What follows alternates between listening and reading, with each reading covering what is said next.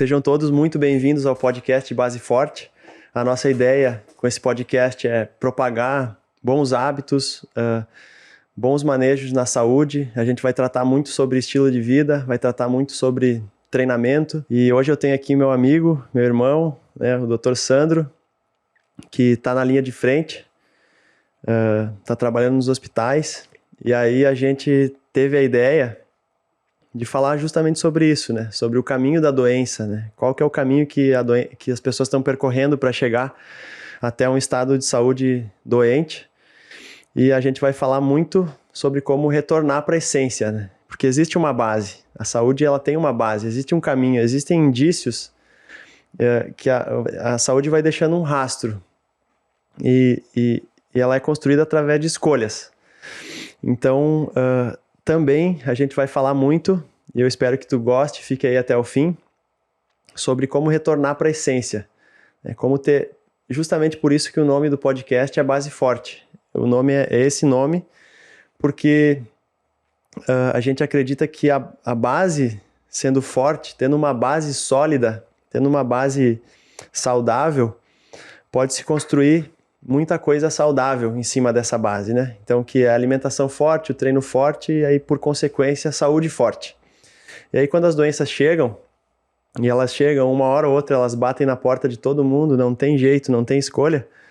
Se a base está forte, se a base foi construída sobre a base foi feita, a saúde foi construída sobre uma base forte, aí é muito difícil abalar essa estrutura, né? Então aí, eu quero que o Sandro se apresente, seja bem-vindo aí e vamos mandar bala. Tá certo, obrigado, Rodrigo, a todo mundo aí que esteja ouvindo a gente aqui. Que bom que todo mundo tá presente aí, quer conhecimento a respeito de saúde, né? Que isso, a proposta aqui, né, como o Rodrigo falou, né, é falar sobre o geral, né? Falar sobre a essência, falar sobre como a gente pode buscar caminhos aí para tentar melhorar a nossa vida, para tentar melhorar aí o nosso estilo de vida e quem sabe aí construir uma realidade diferente e quem sabe também melhorar o quesito saúde e aí longevidade, né?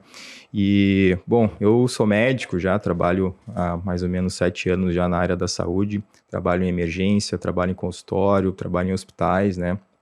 E hoje em dia a gente vê um adoecimento muito importante da população, né, Rodrigo? Principalmente agora, nas últimas décadas aí, né, a gente está vivenciando uma pandemia, né? Não é só essa pandemia aí que está em voga, né, a respeito de infecção, né, mas uma pandemia que vem se alastrando, né, por países aí, todo mundo, né, não é uma questão única da realidade brasileira, mas é uma realidade no mundo, né, que é a pandemia da obesidade.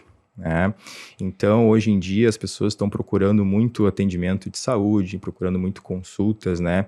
Em virtude de problemas relacionados à obesidade. Né? A obesidade hoje a gente já entende aí como uma doença relacionada ao metabolismo. Né? A gente sabe aí que da população americana, né, que a gente tem dados mais sólidos para comentar, né, a população americana, cerca de 34% dos americanos estão na faixa da obesidade, né? E aí tu imagina uma condição, né, que por si só, né, se for pegar a obesidade como um fator isolado aí no quesito doença, né, ela já aumenta a mortalidade da pessoa em 30%, né? Então, o que isso quer dizer, né? A pessoa por si só sendo obesa, ela já tem 30% mais chance de morrer de qualquer coisa na vida, né? Então, imagina o impacto disso na saúde geral, né, na população, para as pessoas e tudo mais, né? As pessoas começarem a entender isso, começarem a visualizar, né, o impacto que isso tem na vida da pessoa, isso é o primeiro passo que eu acredito que seja o momento do insight, né, aquela luz assim diz, bom, então eu tenho um problema e esse problema pode me levar à morte, né, pode me levar a complicações futuras, né? E a gente vê também, né, muitas complicações relacionadas à obesidade aparecendo, né? Às vezes a pessoa acha que é só a obesidade o problema, né? Mas ela implica também outras condições, né? A obesidade em si, né? Ela está associada à hipertensão, né? Ela está associada ao diabetes, né? Ela está associada à doença articular, então aquelas pessoas que têm dores nas costas, dores nos joelhos, né? Cansaço, dores generalizadas, né? A gente costuma ver muito esses tipos de perfis de pessoas, né, procurando atendimento, né, seja de consultório, seja de emergência, por problemas relacionados a uma condição que ela já já existe dentro delas, né, que é a obesidade, né, que ela já vem desenvolvendo há muito tempo, e às vezes as pessoas acham que são coisas completamente separadas, né, o meu problema com a obesidade é meu problema com a minha articulação, enfim, com a minha diabetes, com a minha hipertensão é outro, né, são coisas bem diferentes, né, e hoje em dia a gente entende muito, né, a obesidade como eu falei antes, uma doença metabólica, uma doença do metabolismo, né, e muitos fatores implicados, né? Fatores genéticos, sim, têm influência na obesidade, né? Mas não é o principal, né? A gente tem fatores ambientais também que estão relacionados, a gente tem o fator aí da alimentação, né? A gente sabe que lá no início, né, quando se pensava na obesidade, era uma doença que estava relacionada muito à questão do quanto que eu como e quanto que eu gasto, né? O déficit calórico que a gente chama, né? Então, se eu consumo muito e gasto pouco, eu acumulo energia.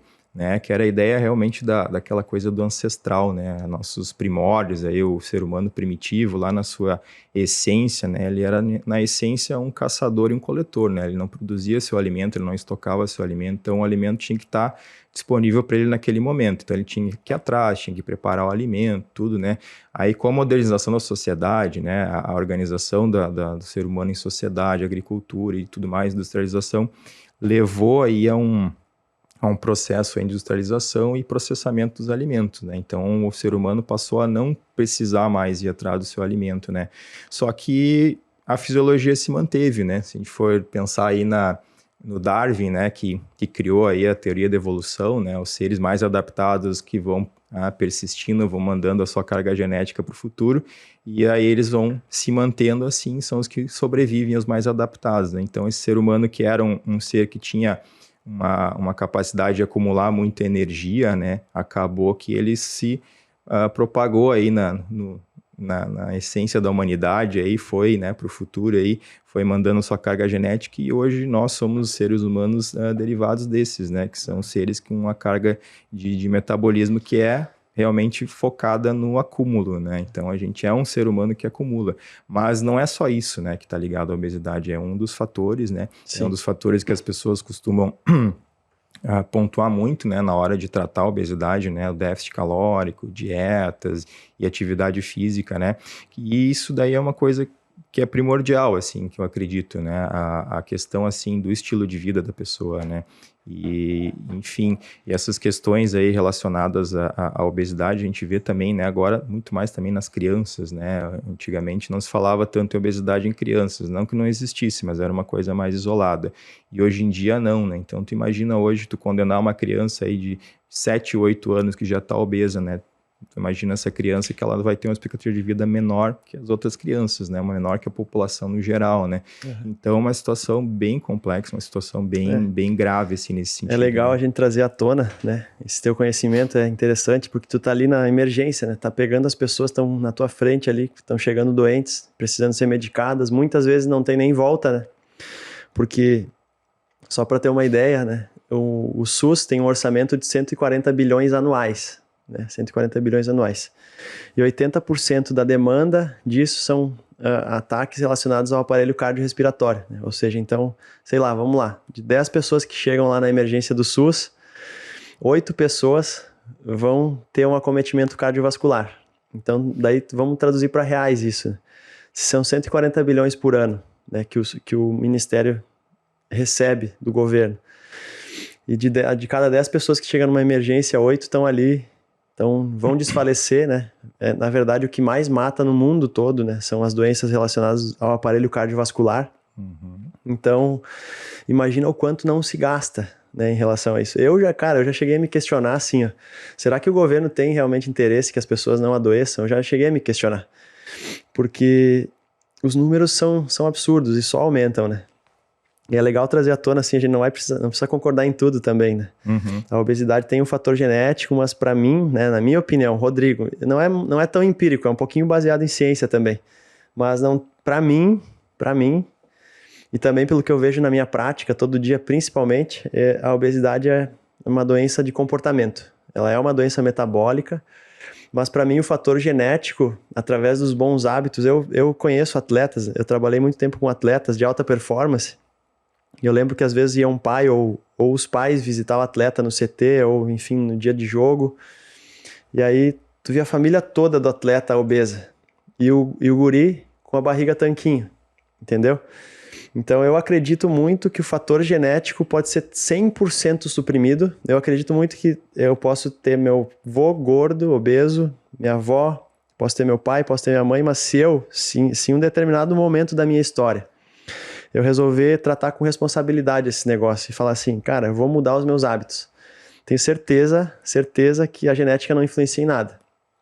Eu acredito muito que a partir do momento que a pessoa com a sua consciência decide mudar e tratar isso com responsabilidade, o fator genético, lógico que para mim o que determina a obesidade ou não é o ambiente, né? Se a pessoa está inserida num ambiente que vai ativar alguns gatilhos na cabeça dela para desenvolver uma compulsão por doce ou uma compulsão por glutamato monossódico, que são substâncias altamente engordativas, né? Daí eu acredito que o ambiente vai influenciar, né? Mas a partir do momento que a pessoa decide mudar a história e falar assim, cara... É porque assim, ó, por exemplo, hoje a gente combinou de chegar aqui 1h30. Né? Ninguém precisou ir lá na nossa casa buscar a gente. A gente fez um compromisso um com o outro. Vamos chegar aqui 1h30. Eu acho... Só que a gente não cumpre os compromissos com a gente. Eu posso chegar aqui 1h30, mas se eu chegar em casa e tiver lá uma garrafa de cerveja ou uma barra de chocolate bem saborosa, eu prometi para mim que eu não ia fazer nada disso essa semana, que eu ia tentar ter uma vida saudável, por exemplo. Mas é muito fácil deixar de cumprir compromisso com a gente, entendeu? Uhum. Tem um negócio na fisiologia do exercício que a gente estuda que é incompatibilidade evolutiva. O que é incompatibilidade evolutiva? Por exemplo, uma célula, para ter uma mutação no nosso DNA, no nosso RNA, podem demorar bilhões de anos. Né? Para a gente ter uma mutação num gene, no nosso DNA, no nosso RNA. Agora, esse celular aqui, que hoje comprei ele em 2018, 2022 ele já é velho. Ele já não serve mais, já tem que atualizar o sistema e talvez já não caiba mais.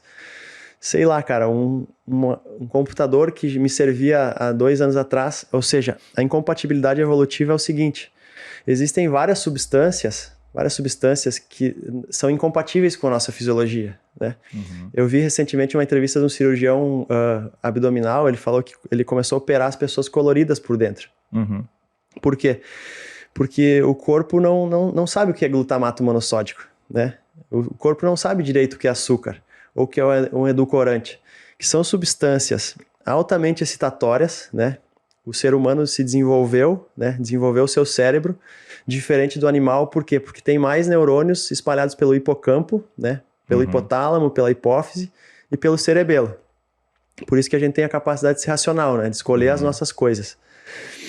E aí, quando tu larga um açúcar na corrente sanguínea, quando tu larga um glutamato monossódico, isso é altamente excitatório. Então, chega a ser uma briga até injusta, entendeu? Chega a ser uma briga até injusta, porque aquilo é altamente viciante. A partir do momento que entrou na nossa corrente sanguínea, o cérebro, na hora... E aí tu pensa assim, vamos dar o nosso exemplo. Eu gosto de falar dos nossos exemplos. A gente trabalha o dia todo. Aí chega em casa cansado. O que é mais fácil? Ir para a zona de conforto, que nem tu falou. Nós fomos humanos caçadores-coletores. A gente sempre teve, faz 100 anos que a gente não precisa correr atrás do nosso alimento. E não precisa se preocupar com armazenar, porque o ser humano se desenvolveu para preservar o alimento, né? Sim. Desde as primeiras fazendas que surgiram para que ficasse mais fácil essa caça, da geladeira, do sal para conservar o alimento. E o ser humano se desenvolveu dessa forma. Né? Só que hoje a briga tá... não tá equiparada essa briga. Por quê? Porque é muito mais fácil e o nosso corpo, a nossa mente foi desenvolvida para o conforto. É muito mais fácil chegar em casa, deitar no sofá, pegar o celular, ligar o Netflix, e daí o principal de tudo para a obesidade, o iFood. Né? Tu pega o teu aplicativo ali, antes tu precisava correr atrás do teu alimento. Agora tu chega em casa, o prazer, eu tenho pessoas conhecidas que o prazer dessas pessoas é pedir uma comida pelo iFood. E cara, tu não precisa fazer nada, a comida vai chegar na tua porta. E aí tu imagina como essa briga, o ser humano virou o Homo sapiens, né? Um pouquinho mimado nesse sentido, porque era muito mais difícil comer antes, e agora ficou muito mais fácil. E aí essa briga, ela entra no nosso cérebro. Por quê? Porque aí chega uma comida hipercalórica, geralmente é uma comida hipercalórica, ou seja, ela tem uma caloria muito alta, um nutriente baixíssimo, né? E e ela é altamente dopaminérgica. Ou seja, ela vai entrar na tua corrente sanguínea, vai pro teu cérebro, vai avisar o teu hipotálamo que aquilo ali é o prazer máximo. E tu pode se viciar nisso em uma semana. Então, já pro teu cérebro entender que o exercício é bom, porque o que acontece? Quando tu se exercita, é ativado no teu hipotálamo, na tua hipófise, a liberação das ocitocinas. E dentre essas ocitocinas, é ativada a liberação da endorfina, né? Que é um hormônio que depois que tu faz o exercício, ele te dá a mesma sensação de prazer que uma comida hipercalórica, por exemplo. Ou até a mesma sensação de prazer que tu sentiu comendo um chocolate, por exemplo. Ou uma comida gordurosa, né? Sobre gordura. Só que para o corpo entender que o exercício é benéfico, leva tempo. Por quê? Porque você está gastando energia. E o teu corpo não foi feito para gastar energia, foi feito para estocar. Como o alimento sempre foi escasso, a gente nunca viveu numa época que tanta disponibilidade de alimento. O alimento sempre foi escasso. Como o alimento sempre foi escasso, o corpo guarda. Sempre guardou. E agora não, agora tu não precisa se preocupar em guardar. Por quê? Porque automaticamente tu pode, num clique só, ter uma substância dopaminérgica. Então, o corpo demora para entender que a endorfina é boa pro que tu tá construindo alguma coisa gastando, fazendo esforço. Mas essa ideia que tu falou, né, da questão da mutação, né, o ser humano ainda não chegou a evoluir ao ponto de mudar isso, né, de ter um metabolismo capaz de suplantar essa nossa necessidade energética, né. E outra coisa também é muito interessante essa questão neurológica, né, neurobiológica, do comportamento, né, relacionado aos hábitos, né. A gente tem o comportamento de recompensa, né, que está muito ligado a esse sistema dopaminérgico, enfim, né, mesolímicos, esses circuitos aí que influenciam no nosso bem-estar, né. Então, essa ideia, às vezes, né, eu trabalhei bastante hoje, estou cansado, né? Vou me dar uma recompensa, vou pedir uma pizza, não vou fazer comida, vou comer alguma coisa altamente calórica, né? E isso é um hábito que acaba, né, as pessoas introjetando isso, né, como aquele mecanismo assim quando o cachorro faz alguma coisa boa, né, ele ganha aquela comida que ele gosta, né, então ele tá sempre tentando fazer alguma coisa boa para ganhar a comida que gosta. O ser humano é assim, eu fiz alguma coisa excepcional no dia de hoje, vou me dar uma recompensa, né, vou comer isso, vou me permitir comer aquilo, passei a semana toda cuidando, comi salada, fiz atividade física, fui 2 vezes na academia, eu acho que agora esse final de semana eu mereço aí botar o pé na jaca, comer, e só que sim, tudo bem, existe, né, na parte nutricional, né, o dia do lixo, né, que as pessoas dizem, né, que é o dia que a pessoa, né, pode se dar o luxo de comer coisas fora do que está, né, acostumada, né, só que as pessoas fazem isso um hábito, né, então elas acabam, o dia do lixo cai no sábado, depois o dia do lixo é a terça-feira, depois o cara teve algum problema aí relacionado a qualquer coisa na vida dele, já acha outro motivo para ele se auto-recompensar, e assim as coisas vão se perpetuando, né, assim os comportamentos vão se perpetuando. Uma coisa interessante, né, que isso é a parte da neurociência que estuda, né, a questão dos cheiros, né, dos odores, né, então a gente tem um nervo bem na base do crânio aqui, o que se chama um nervo olfatório, né, é um nervo relacionado ao olfato, né, é um dos poucos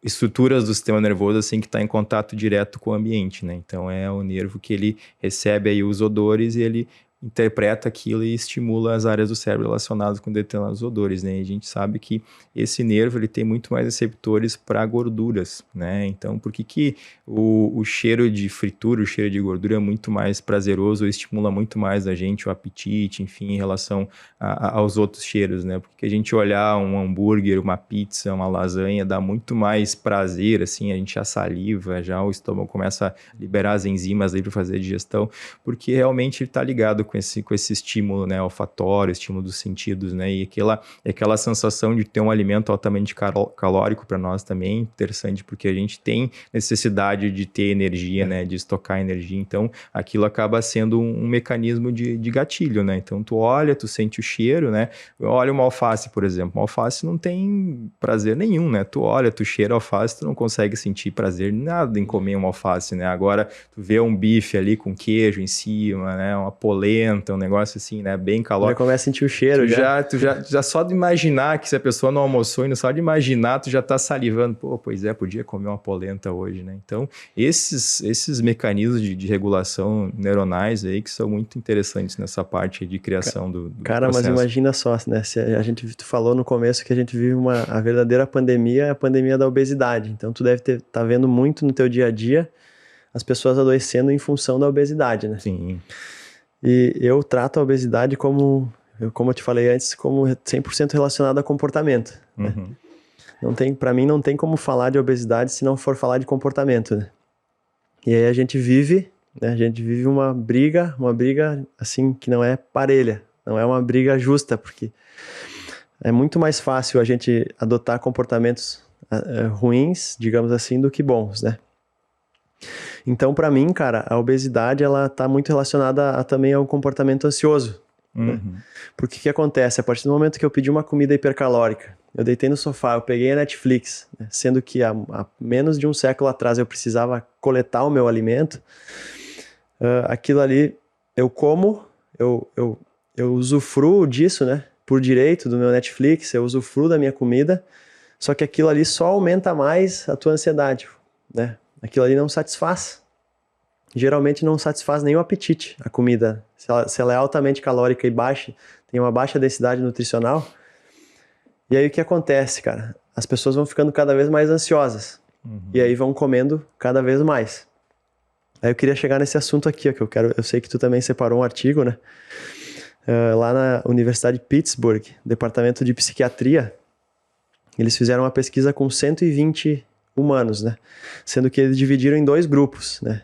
60 ficaram no grupo controle, ou seja, características genéticas parecidas, biotipo parecido, percentual de gordura parecido e comportamento parecido. Assim. Uhum. E 60 foram para um grupo de atividade física. Só para te ter uma ideia, eu estava falando, né, que o que difere o nosso cérebro racional do irracional é a quantidade de neurônios em determinadas regiões. E 80% dos seres humanos, 100% dos seres humanos têm 80% dos seus neurônios, sabem em qual região? No cerebelo. E o cerebelo é que coordena a atividade física, né? Sem o cerebelo eu não consigo me equilibrar, não consigo caminhar, não consigo correr. E aí eles fizeram essa pesquisa e eles perceberam que realmente a ansiedade toma conta das pessoas. E uma pessoa ansiosa, ela produz mais GH, mais cortisol, né, que é um hormônio catabólico, estressor, né? E uma pessoa mais ansiosa tem uma taxa de neurogênese. Até os 40 anos, o nosso cérebro produz muito neurônio, né? E depois dos 40, ele começa a diminuir a taxa de produção. E essas pessoas que ficam ansiosas, além delas comer mais, além delas engordarem mais, elas têm uma taxa de neurogênese, ou seja, o cérebro delas gera menos neurônio do que um cérebro saudável, que não seja ansioso.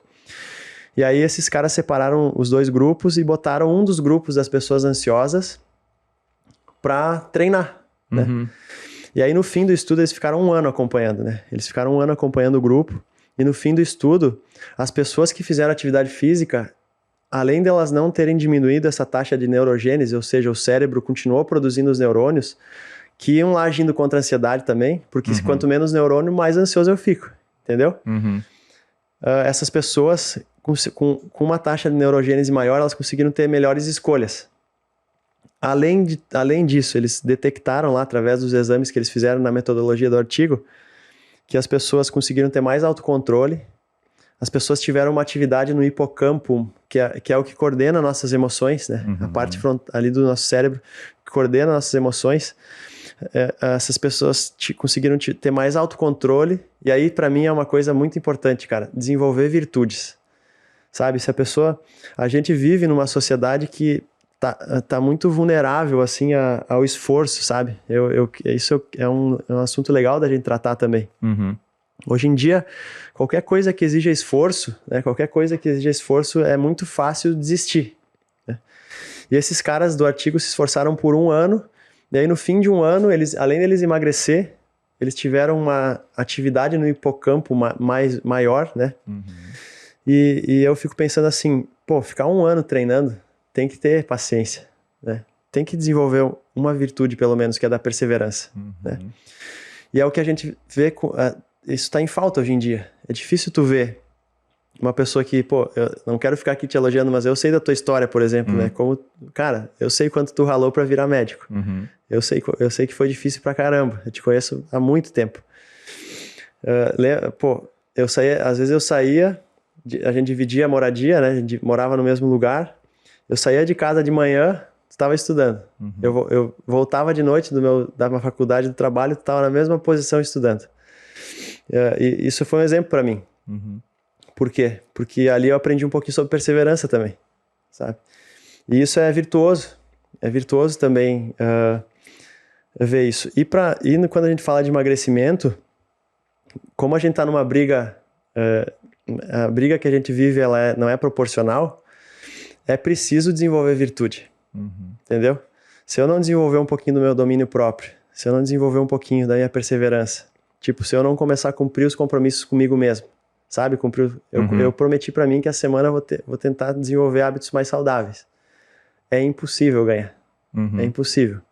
Eu não sei o que tu acha disso. Até tu pode falar, eu sei que tu trouxe um artigo também, mas só para finalizar esse artigo aqui, imagina só. Maior atividade no hipocampo do exercício. O cerebelo é responsável pelo movimento. Então, quando tu coloca teu corpo em movimento, tu vai liberar endorfina também, que vai ser um hormônio que vai te dar mais prazer. E quando a gente está em movimento, a gente consegue ter todos esses benefícios. Só que esbarra num negócio, que é o comportamento. Então, se eu não tiver um comportamento, né, se eu não tentar desenvolver essas virtudes, ter um pouquinho mais de garra pelas minhas escolhas, nada disso que a gente tá falando faz sentido, né? Porque, tipo, tu vê várias pessoas obesas no teu dia a dia, doentes, né? Eu também vejo no meu. E aí eu me pergunto assim, por que elas não fazem a dieta? Por que elas não vão fazer exercício? Mas agora eu quero te fazer uma pergunta, né? Baseado no artigo, né? Porque artigo a gente lê, a gente interpreta e a gente aplica na vida real, né? Porque a essência de um estudo é a gente ver aquilo representado na vida real, né? Falou em comportamento, ansiedade e tudo mais, né? Então, a gente buscando aqui a ideia do podcast, que é a essência, né? Na tua realidade como personal, tu deve ter, assim, vários alunos que tu atende, pessoas que estão te procurando agora, pessoas que te procuraram aí para buscar uma nova qualidade de vida, assim. Como é que tu enxerga essas pessoas, assim, por que elas te procuram, né? Qual é o motivo que leva elas te procurar? É alguma coisa, alguma vontade interna delas? É alguma coisa externa que está levando elas a procurar? E o que faz aquelas pessoas terem resultado? Porque tu deve ver pessoas que têm resultado e pessoas que não têm. Né? Então, isso é legal falar. Então, tu tem que delinear assim, o que leva a pessoa a ter um resultado e o que leva aquela outra pessoa a não ter um resultado esperado, né? Cara, eu vejo entre os meus alunos e os meus atletas que têm resultado, eu vejo uma característica em comum entre todos, os que têm resultado. Depois eu vou falar os que não têm. Mas os que têm resultado, que me procuram para emagrecer, eu, na verdade, sou uma ferramenta, né? Tu também. Tu pode falar para a pessoa tomar remédio, criar um ambiente ao redor da pessoa para que ela atinja o resultado. Mas os alunos que têm resultado são os caras que têm uma característica, todos eles têm uma característica em comum, que é a organização. Os caras são metódicos, cara. Metódicos. E aí eu olho para a vida deles e vejo que eles são muito organizados. Eles sabem o horário que eles vão fazer as refeições, eles sabem o tempo que eles vão poder sair do trabalho para se alimentar ou para fazer uma atividade física. Então eu comecei a mapear isso daí. Né? Eu comecei a ver essa característica, assim, a organização fundamental. E daí é aquele clichê assim, mas eu não organizo nem minha cama, né, de manhã. Talvez, para te começar a sujar um hábito ruim, um hábito bom, começar a manchar, que eu tenho o hábito ruim de ser preguiçoso, por exemplo, ou comer muita coisa ruim. Esse é um hábito ruim, né, pro nosso tema. Para mim começar a manchar esse hábito e começar a borrifar coisas boas nele, eu preciso ser organizado. Eu entendi isso, entendeu? Um pouquinho antes da pandemia, eu tive um aluno muito obeso, que eu ia na casa dele para dar treino para ele, e, cara, ele só engordava. E aí ele estava sempre cansado, sempre sem disposição, que é o oposto de quando a pessoa começa a treinar, né? Sim. Quando a pessoa começa a treinar e perder peso, a vida dela muda, ela começa a performar de uma forma diferente. Ela começa a ter mais disposição para trabalhar, para fazer as atividades do dia a dia, ela perdeu 1 quilinho, já começa a ficar mais motivada, daí já recebe um elogio. E esse aluno não tinha jeito, cara. Daí eu comecei a perceber que a vida dele era um pouco desorganizada.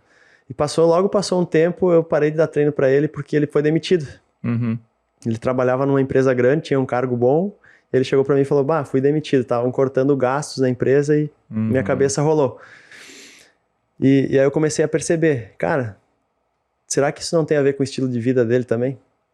Daqui a pouco não apresentar novos projetos, daqui a pouco tá sempre chegando cansado, sempre doente, porque a pessoa obesa fica muito mais doente, né? Ela tem mais inflamação no corpo. E isso faz com que ela vá muito mais para o hospital, pegue muito mais atestado, né? Quanto uma pessoa que está emagrecendo ali. Então, isso é mais ou menos isso, cara. A organização, essa organização, eu acho que permeou todos os meus alunos que conseguiram emagrecer.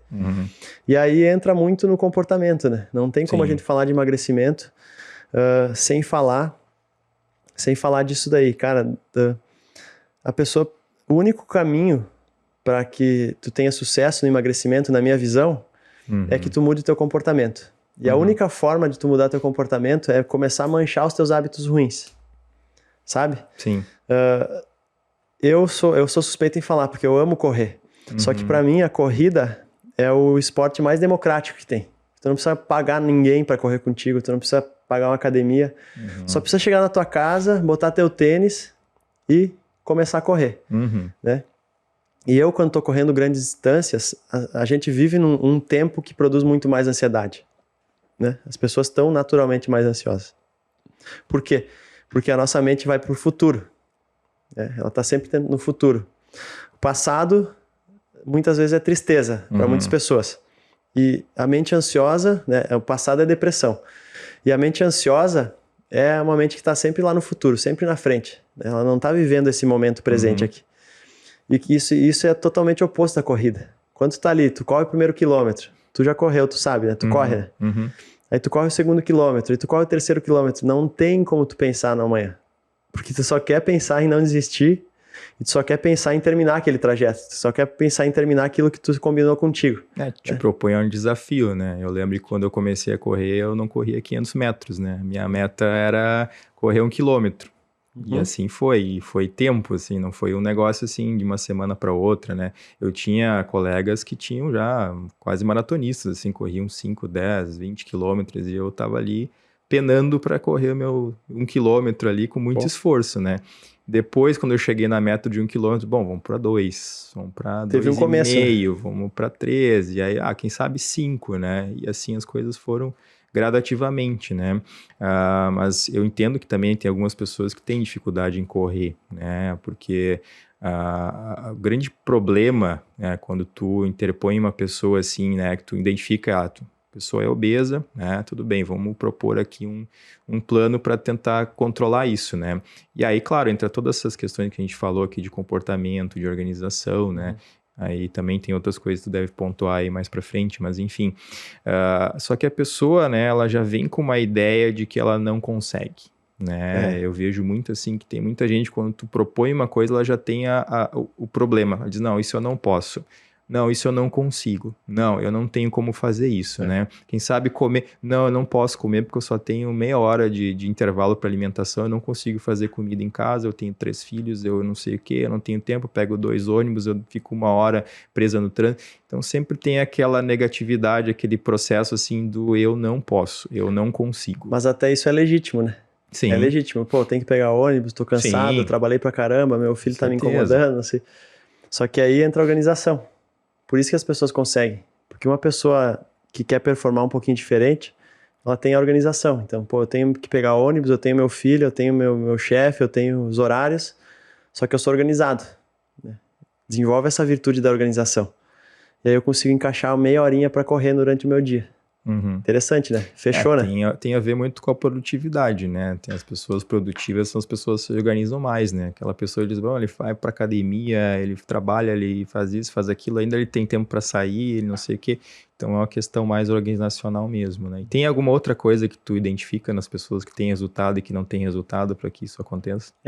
Cara, eu vejo que, assim, em relação ao comportamento, eu vou falar agora um pouquinho sobre a intensidade do treino, né? Uhum.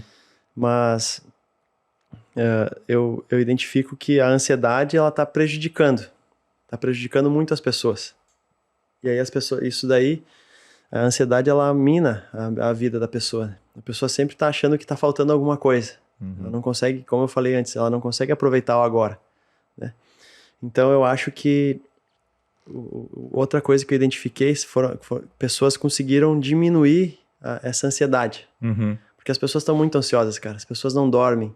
Aí só pra te ter uma ideia, se eu não durmo bem, durante o sono eu produzo um hormônio chamado leptina. Uhum. Né? E a leptina tem uma função no nosso dia, né?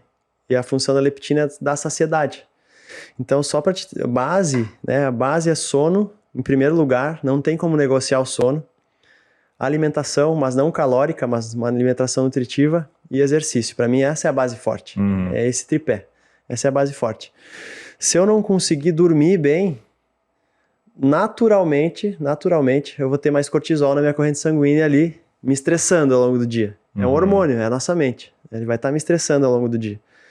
E se eu não conseguir dormir bem, naturalmente, eu vou ter menos leptina. E com menos leptina, o que acontece? Eu vou comer mais. Entendeu? Então, para mim, as pessoas que também têm sucesso, elas conseguem administrar um pouquinho mais a ansiedade. E assim, ó, a gente tem a tendência, todos nós aqui temos a tendência, de dar mais moral para ideias sofisticadas, sabe? Tudo aquilo que é mais sofisticado, que tem uma maquiagem, que tem uma coisa legal. E as pessoas dão pouca moral, as pessoas dão pouca atenção para ideias simples, entendeu? E para te ter uma base forte, tem que fazer coisas muito simples. Que é tentar dormir, se tu é homo sapiens, né? Dormir pelo menos 7 horas por dia, né? Simples. Pô, é só deitar na tua cama e dormir, né? A gente tem que tentar comer. Mas eu não tenho dinheiro para me alimentar bem. Cara, é bem pelo contrário. A alimentação forte, ela é barata. Porque a base dela é ovo, banana, feijão, arroz, carne. Eu não sou nutricionista, não tô aqui querendo dar uma dieta para as pessoas. Mas não é nada sofisticado, né? Eu lembro que quando eu comecei a trabalhar com futebol na base dos clubes, vinha muito menino fazer teste, né? E aí a gente via os menininhos criados pela avó, assim, a base de bolacha recheada, refrigerante. E aí muitas vezes chegava um menino lá no Inter da Restinga, da Bom Jesus, né? E aí esse menino chegava e a gente começava a investigar como que era a alimentação. A primeira coisa que a gente fazia os testes de crescimento, a primeira coisa que a gente ia investigar como é que era o dia a dia, né? E aí o guri só comia feijão, arroz, mistura que eles falam, né? Frango, carne, guisado. A base da alimentação. A base, velho. E daí o que acontecia na hora do jogo? O menino que teoricamente teria uma alimentação mais pobre, atropelava o menino que tinha mais condições. E a gente vive essa mentira, esse engano, né? Pô, eu conheço pessoas que trabalham a semana toda tal, e o momento de lazer da família é levar os filhos pro McDonald's. Tá? Não tem nada contra, não quero fazer propaganda negativa, não. Na verdade, sim, vou fazer uma propaganda negativa. Fazer uma propaganda negativa, assim. Não tem nada de nutriente. E aí o pai fica lá, pô, eu quero trabalhar, ganhar dinheiro, porque eu quero levar o meu filho a comer McDonald's. E ele não sabe o mal que ele tá fazendo pro filho dele. Enquanto as pessoas que estão comendo arroz, feijão, mas isso é ruim. Cara, é ruim porque o nosso paladar se desacostumou a comer o que é saudável. Não sei se tu concorda. Nosso paladar se desacostumou a comer o que é saudável. Mas é o que dá uma base forte, entendeu? Então, quem consegue controlar a ansiedade e o exercício, né, através da liberação hormonal, das endorfinas, desses hormônios que dão sensação de prazer. Durante o treino tu libera as catecolaminas também, que são hormônios que te dão uma sensação de prazer, de bem-estar, assim, muito grande, né? Eu acho que o exercício, cara, é um papel fundamental para te controlar as tuas ansiedades, para te controlar as tuas compulsões, porque não é brincadeira, né? A gente não tá falando de pessoas doentes aqui, mas assim, todos nós temos um pouquinho de compulsão por alguma coisa, né? Sim. Ou por um doce, ou por um salgado, ou por uma bebida, né? Senão não existiram pessoas drogadas. Mas o exercício é uma ferramenta. Se tu for ver esse estudo que eu falei da Universidade de Pittsburgh, os caras trabalham muito com compulsão. São psiquiatras, né? Trabalham muito com compulsão. E o exercício é a ferramenta mais barata e mais eficaz, natural. Né? Não estou falando dos remédios, tu até pode falar, né? Algum paciente psiquiátrico compulsivo, seria legal tu falar sobre isso daí. Eu não estou falando desses caras. Eu estou falando dos caras que desenvolvem um quadro de ansiedade, transtorno bipolar, depressão. E como o exercício é usado como uma ferramenta para controlar tudo isso. Eu preciso me organizar para treinar. Eu preciso desenvolver um pouquinho de virtude ali, de, sabe, domínio próprio. Eu preciso desenvolver um pouquinho de fibra, assim, sabe, para mim treinar. Mas a gente também deixa claro que não tá falando do exercício aquele que as pessoas têm ideia do cara marombeiro de academia, né? O cara que vai ficar lá puxando ferro, fazendo 1000 exercícios. Eu vou falar de corrida. Esgotamento total, aquela coisa assim exagerada. Vou pagar um personal, né? Eu tô jogando até contra mim, mas não é, cara, o esporte mais democrático é a corrida. Não precisa de nada, só precisa de um tênis e tu precisa de um trajeto. Né? Pô, eu moro perto de uma avenida bem grandona lá, perto da Pan-Americana, que tem ida e volta, tem 2 km. Eu faço, sei lá, às vezes eu corro 10 km. É o maior prazer, que é muito democrático. A corrida, ela é muito democrática. E a caminhada? A caminhada também é alguma coisa boa? Nesse estudo, como eram pessoas ansiosas, essas 120 pessoas eram ansiosas, né? Eles resolveram fazer um teste com as pessoas. Eles resolveram colocar algumas pessoas num exercício mais intenso, sabe? Uma corrida um pouquinho mais forte. E eles perceberam que essas pessoas que fizeram uma corrida um pouquinho mais forte foram pessoas que não ficaram muito tempo no estudo. Porque como elas eram ansiosas, durante a corrida mais forte o coração acelerava muito, ela suava, e são todos os mecanismos que acontece com o teu corpo quando tu tá ansioso. Entendeu? Então elas não se sentiram bem. E as pessoas que conseguiram terminar o estudo foram pessoas que começaram fazendo caminhada. E ficaram na caminhada. Por quê? Olha só. Na fisiologia do exercício tem 2 limiares de corrida, né? O L1, que é um limiar que tu consegue falar e conversar com a outra pessoa. Tu consegue estar ali caminhando e conversando. Não vou entrar na fisiologia, mas resumindo é isso. Certo. E o L2 é um exercício que tu não consegue falar. Tu tá correndo, tu tá se extenuando e tu não consegue falar. E eles perceberam que as pessoas que ficaram nesse estudo durante um ano, trabalhando para mexer no hipocampo e na ansiedade, essas pessoas que ficaram em L1, que é o primeiro limiar, que é um pouquinho mais forte que uma caminhada, diminuíram a ansiedade no fim do estudo. Isso tudo eles marcaram analisando os hormônios, né? E as escolhas das pessoas também. Então, a caminhada é maravilhosa, cara. A caminhada é maravilhosa. Hoje em dia se empacotou a academia, né? O que acontece? Como as pessoas estão com as agendas cada vez mais cheias, e é muito mais fácil tu chegar na academia, estacionar teu carro, entrar, treinar meia horinha e ir embora. Sim.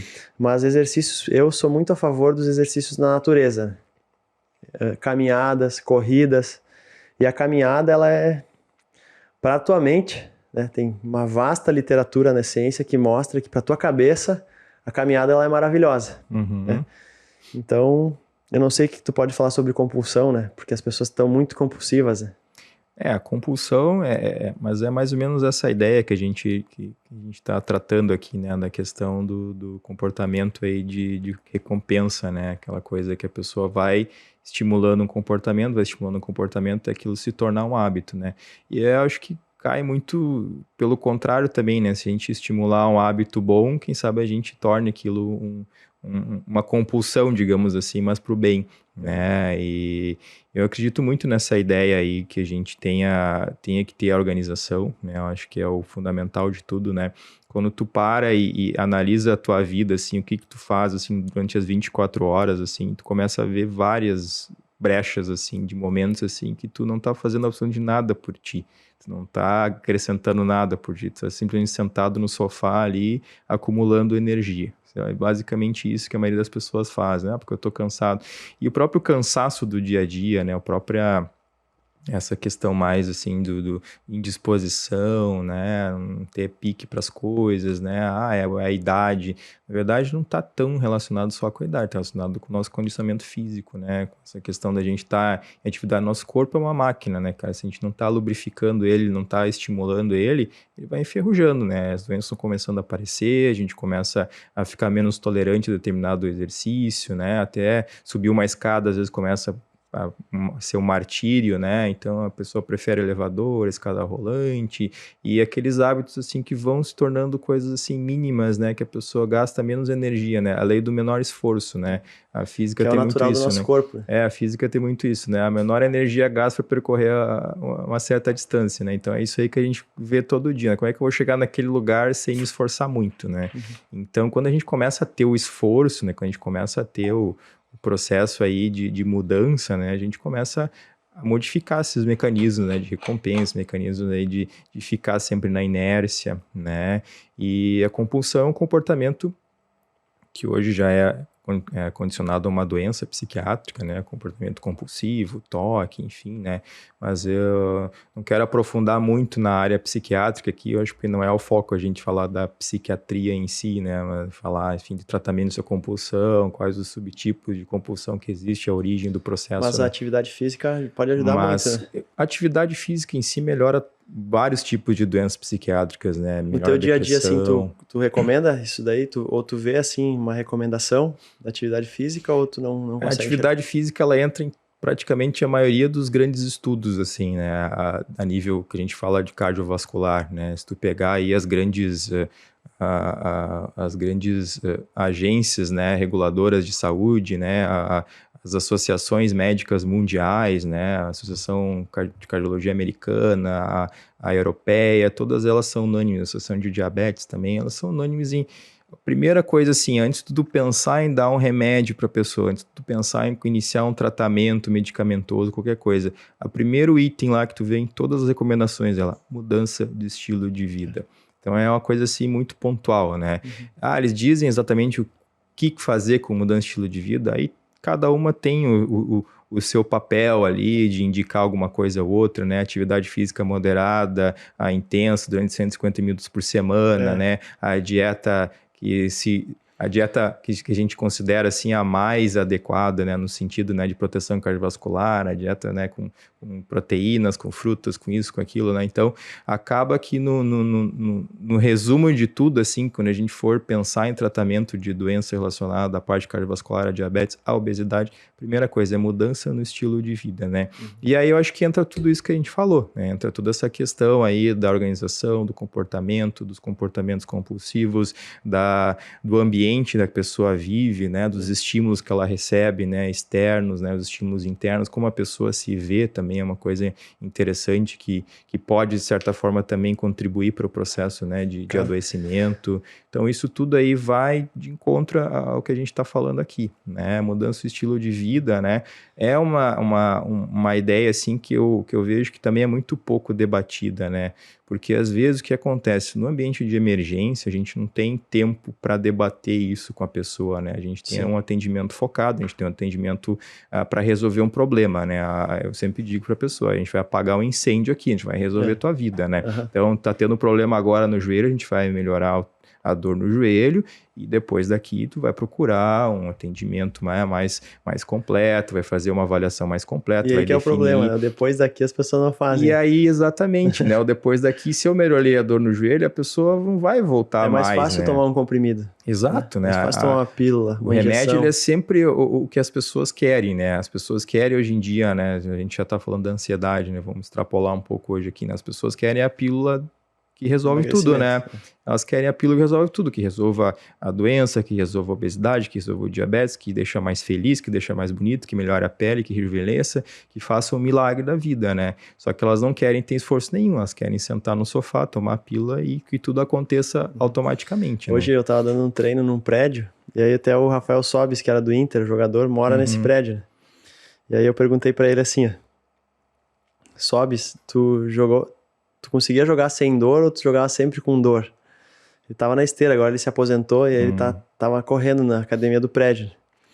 E aí ele falou assim, cara, eu não lembro na minha carreira, sei lá, foram 20 anos jogando bola, ele não lembra de um jogo que ele jogou sem dor. Olha aí. Ele não lembra de um jogo que ele jogou sem dor. E aí ele me falou o seguinte, nós atletas, a gente tem um limiar, quando dói pra ti aqui, pra mim eu não tô sentindo nada ainda. Porque o limiar de dor dele é muito mais alto que o nosso. Entendeu? E aí eu tirei uma lição disso daí. As pessoas não querem sofrer um pouquinho. Nem um pouquinho, cara. Entendeu? Por isso que eu bato tanto nessa tecla das virtudes. Se não desenvolver virtudes para mudar o teu ambiente, o cara, que seja meia hora por semana para começar, caminhando, sabe? As pessoas precisam se experimentar também. Porque a gente não faz mais exercício físico. A comida vem até nós, o trabalho vem até nós através do celular. Né? O lar está cada vez mais confortável, né? Tem cada vez mais distração. Mas se a pessoa resolver se experimentar um pouco, se a pessoa resolver, cara, eu vou experimentar ver se esse negócio dá certo. A atividade física, ela pode mudar toda a vida da pessoa, na minha opinião, tá? Por quê? Porque a pessoa vai começar a performar melhor. Ela vai começar a se desenvolver mais em outras áreas também. Porque ela vai estar mais disposta, com mais energia. Todas as coisas boas. Eu acho que dá até pra gente se encaminhar pro fim, né? E passar essa mensagem pras pessoas, né? Que é possível, né? Exato. É possível mudar. É possível, só que vai depender um pouquinho do teu esforço. Tem uma coisa no futebol, no treinamento desportivo que a gente trabalha muito, que a psicologia chama, acho, de inoculação ao esforço, que é proteger as pessoas do estresse, proteger as pessoas de situações adversas, assim. E no esporte, a gente tem ciclos que a gente pensa bem o oposto, que é expor a pessoa ao sofrimento, né? Até isso eu queria falar também, que estava esquecendo, os Estados Unidos é a maior potência olímpica. E eles têm um centro de treinamento olímpico em Colorado Springs, lá no Colorado, lá, que os melhores atletas, uma vez por ano, passam lá, entendeu? Alguns ficam umas semanas, outros ficam meses, e tem atletas que passam o ano todo lá, dependendo da modalidade esportiva. Cara, os Estados Unidos atropelam nas Olimpíadas. E aí os caras foram investigar, né? O que tá acontecendo, né, cara? Lá no Colorado Springs, eles têm uma série de tecnologias, né, pro treinamento, mas principalmente eles tiram todo o suco da laranja. Sabe o que é isso? Eles espremem o cara. O cara vai pra lá, quando chega lá a notificação da Federação Americana, cara, tu vai ter que vir pra cá, o cara já começa a chorar antes já. Mais ou menos assim, eu tava ouvindo uma entrevista, até um podcast, diz que lá é o lugar que o filho chora e a mãe não vê. Porque o que acontece? Eles expõem os atletas a um estresse tão grande naquele período, eles expõem o atleta a um sofrimento, literalmente, assim, um sofrimento tão grande, assim, privam um pouquinho de comida. Para sofrer no treino tem que ser um treino volumoso, né? É resistência, então eles botam só treino de resistência pro cara. Daí eles avaliam flexibilidade, avaliam as mitocôndrias, avaliam as enzimas, enfim. E aí eu cheguei a essa conclusão, cara. Por isso que os Estados Unidos têm produzido tanta potência olímpica, né? Desde o Michael Phelps, Michael Phelps é um fenômeno da natação, mas porque eles expõem os caras ao sofrimento, que é tipo justamente aquilo que é o espinho na carne do cara, né? Ele vai lá, não, agora tu vai enfrentar. E eu acho que a gente pode terminar com essa mensagem. Tipo, enfrenta um pouquinho os teus monstros, né? Enfrenta um pouquinho as tuas... eu tenho uma rotina difícil, né? Eu tenho 3 filhos, eu tenho que pegar 2 ônibus para ir pro trabalho, ou sei lá. Cara, eu sou responsável por 200 pessoas no meu dia a dia, 300 famílias. Então eu não tenho tempo para essas coisas. Só que uma hora a conta vai vir. Né? E se não tiver a base forte, se não tiver a base sólida, vai custar caro, né? Então acho que podia ser essa mensagem, né? Que é possível. Só que tu tem que te experimentar. Eu acho, para finalizar aí então, né, que entender primeiro o problema, né, entender a situação toda como a gente apresentou aqui, né, que é uma situação que afeta muita gente, né, não é uma única pessoa, mas são várias, né, entender que é uma doença, né, entender que a obesidade, enfim, ela afeta a nossa vida de diversas maneiras, né, e tentar, de certa forma, buscar isso, né? Buscar essa possibilidade aí de começar a pensar, né? Não precisa mudar hoje, né? Não precisa sair daqui, ir para academia, se matricular, se matar na primeira semana e ficar 2 semanas lesionado em casa, né? Não é essa a ideia. A ideia é começar a trabalhar dentro da cabeça como isso vai ser possível, né? Organizar, porque a gente não tem como dizer para as pessoas individualmente que cada uma deve fazer, porque cada um tem a sua vida, né? Cada um sabe a sua rotina, cada um sabe a sua possibilidade, as suas limitações, né? Mas dentro de todo esse contexto aí, dentro de cada um aí, cada indivíduo analisar dentro de si a possibilidade, né? E permitir a possibilidade, né? Porque a gente falou de alto rendimento, de sofrimento, né? Mas também não precisa ser um sofrimento, né? Pode ser um prazer para a pessoa, Claro. né? Claro que no início vai existir aquela questão da adaptabilidade, né? Que a gente vai caminhar num processo lento, vai caminhar num processo que talvez, né, a gente não veja resultado, não veja fundamento naquilo, veja sofrimento, veja como uma situação que está atrapalhando a nossa vida, mas que no futuro aquilo ali pode ser um benefício para ela, né? Que vai evitar muitos transtornos, muitos problemas, muita diminuição de medicamentos. Então é uma coisa que pode vir para o bem. Então, se eu acho que é uma coisa que pode vir para o bem, eu acho que vale a pena começar a investir, independente da idade, independente do classe social, independente de qualquer condição financeira. Eu acho que as pessoas podem pensar, né, a sua maneira como elas podem mudar isso e procurar ajuda, né, também quando tem dificuldade, alguma coisa assim, né, procurar ajuda profissional especializado, enfim, educação física, nutricionista, médico, que seja, assim, para tentar, né, ideias, assim, que possam ajudar, né, as pessoas que têm conhecimento, como a gente aqui está tentando iniciar um processo aí de transmissão de conhecimento, né, que ninguém